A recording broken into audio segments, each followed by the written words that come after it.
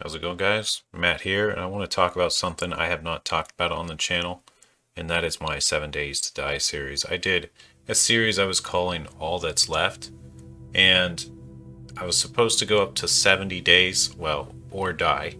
So if I died, it would end early. And it's basically a series where I did all Wasteland with no traders, and I increased the difficulty after every 7 days. And I ended up on day 49 with insane difficulty and a maxed out horde. And this was it. I didn't die on this last day, but I want to talk about what I learned and how the series kind of went and why I quit on episode 49. So, the series overall was actually a lot of fun. This is probably, in my opinion, my most successful series. It was a lot of fun to play. I was motivated to keep going. I spent so much time, 49 days. I spent, over 49 hours playing and a whole lot of time editing. So probably spent a good 100 man hours on the series total. A lot of hours went into this series, and it was just a lot of fun. I really had a blast learning. I really had a blast in this world with no one else and no traders, because I feel like traders really mess the game up. For me, I don't know how the rest of you guys feel. You have to let me know, but traders really break the immersion for me. Their quests are nonsensical. The way the quest resets a POI is nonsensical, and I don't like it.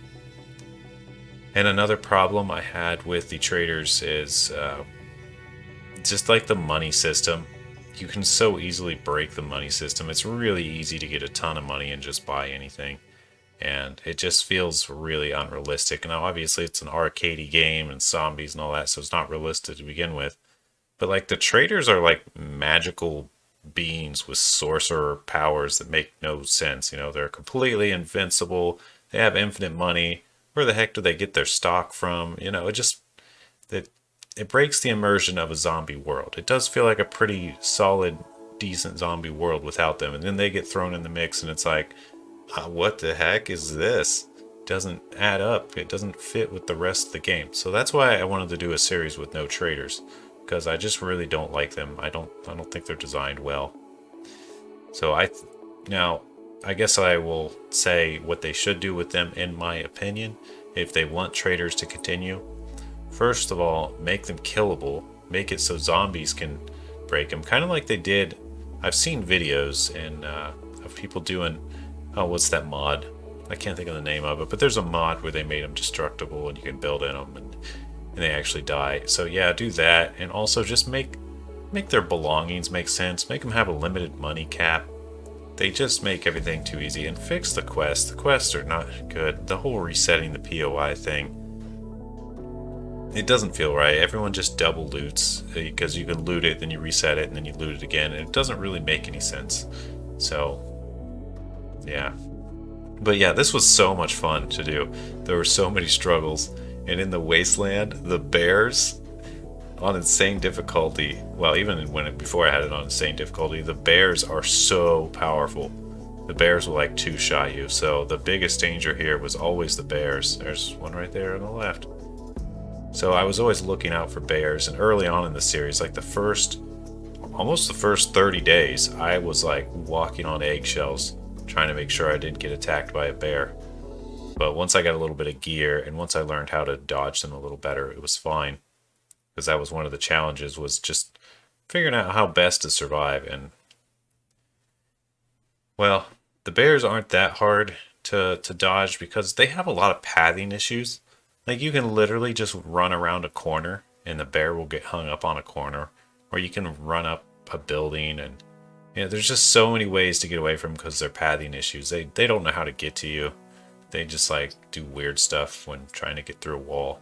Like, they won't just smash a hole through a wall and come through like a zombie will. They're like kind of smash a hole, and then they'll do like this Michael Jackson moonwalk thing along the wall, and it's just really weird. So if they could fix the pathing issues with the bears, they'd be really scary. But being that you can glitch them out so easily once you kind of learn their flaws, it's not too bad. So the reason I ended on day 49. Alright, I'll talk about this. Let me go forward to the horde a little bit here on this video. So, This was maxed out horde, the hardest difficulty, and I had a giant horde come at me, and I beat it. I didn't die. So spoiler, total spoiler. And I just lost all inspiration to play anymore after that, because I feel like it's just going to be the same thing again, and I really didn't want to spend another 7 days looting and preparing just to take on approximately the same horde again, since I can't crank up the difficulty anymore. Sure, there might be like more demolishers or something like that, or it might be a little more difficult, but with this base design, I don't think I'm going to have any problems against anything. I'm pretty sure I could just take on all the hordes. So I would probably keep playing if like I did this thing where maybe I spent like 1 day looting. Well, there's no more looting to do. Once I found the crucible, there was really nothing to go loot anymore. And that's because I just basically had to go mine up some iron and make steel and make concrete. And then I could loot a few buildings here and there, but I didn't need to like go loot all day. I didn't need to spend 6-7 days preparing for the next horde anymore. I needed only like 1 day. So just having like those 6 extra days in limbo, that's like a solid 6+ hours of my life just sitting there, you know, like with nothing really to do, just kind of goofing off, I guess. So I don't know, I could maybe build a cool structure, make my base really cool or something, but I didn't really have anything logically to do as far as taking on the challenges of the game. So I guess what I could have done is I could have been like, okay, I'll do day 50 as, you know, a normal loot day or whatever, and then just skip to day 56 and do another horde, and then do one more day of looting or whatever, and then skip to day 63, and then one more day of free day of looting and preparing, and then skip to day 70. So maybe I could have done 6 more episodes like that and really had fun. I probably could have. I guess let me know what you guys think. I still do have the save file. I've reformatted my drive since this last recording, so there is that, but I could still go recover it. I haven't wiped the drive that the files are on, so I could go recover my game and do those 6 last episodes. But would you guys actually watch them if I did that? Because I would totally do it if you would. Thing is, this series, like even this last episode, only got 8 views. So I thought about doing all that work to do it, but if it's only going to get 8 views, it's not really worth my time, to be honest. Because that's like, I don't know, let's think about it here. That's somewhere around 12 hours of my actual life for, let's say, 8 views times 6 for 24 views. 8 hours of my life for 24 views? I can't, that doesn't make any sense.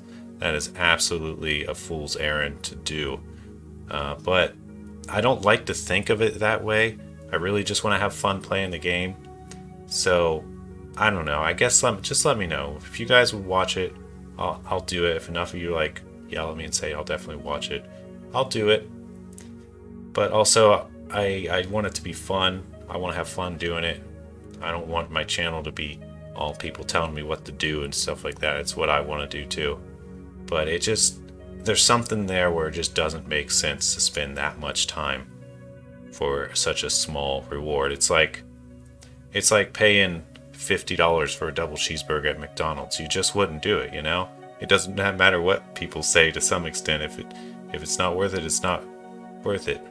I hope that makes sense. But anyway, wow, this was such a fun series to do. I would highly encourage you to do it if you're bored with the game. Go on Wasteland, all Wasteland map. I can get you the map if you want, or generate one. It's not too hard to do with, there's a mod to make maps. I think it's called Nitrogen. So you can make all Wasteland maps with that. And yeah, just give it a try with no traders. It's a whole different game. It's more intense. And it just takes away all those issues with the traders. Honestly, I don't think there should be traders in the game. I think they take away more from the game than they add to it. I know everyone wouldn't agree because some people really like the quests and all that, but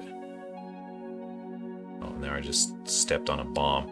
So even on the most insane difficulty, like the zombies don't do that much damage when you're fully armored up. So that's something I kind of noticed too, is I was just like, I felt invincible. Like even at this difficulty, and even with, I guess if you watch the episode, you'll see I had some major problems. Like things did not go as planned. I was not supposed to go out here and deal with zombies. They weren't supposed to make it to that door, but they were having pathing things. So Alright, well that's it. That's my thoughts. That's why I only went to episode 49. Let me know your thoughts down below. Matt from Override the Program, over and out. Peace.